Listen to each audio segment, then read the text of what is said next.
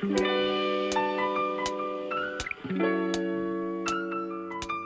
Oracle Dual Boiler's Auto MilQ helps you achieve cafe-quality, silky microfoam, whether you use dairy, soy, almond, or oat. Here's everything you need to know about milk texturing with Auto MilQ. Before you begin texturing, double-tap the milk icon to purge the steam wand. This will stop automatically.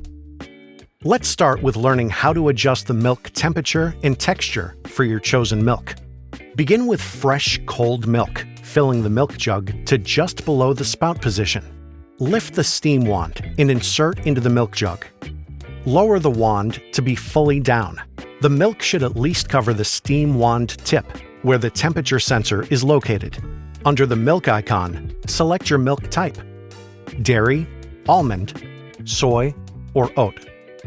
If using alternative milks to regular dairy, due to their fat and protein structure, these will require different steam pressure, temperature, and duration to create silky microfoam.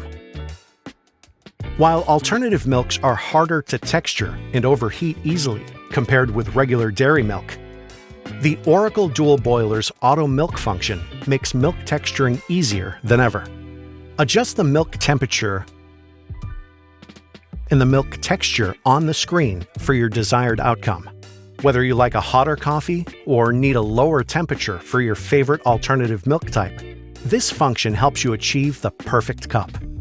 To start texturing, touch the milk icon. The screen will display the temperature of the milk as it heats.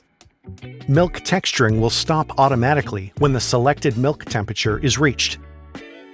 Lift the steam wand to remove the milk jug. Wipe the wand and tip with a clean, damp cloth. Then, lower the wand to a downward position to activate automatic purging.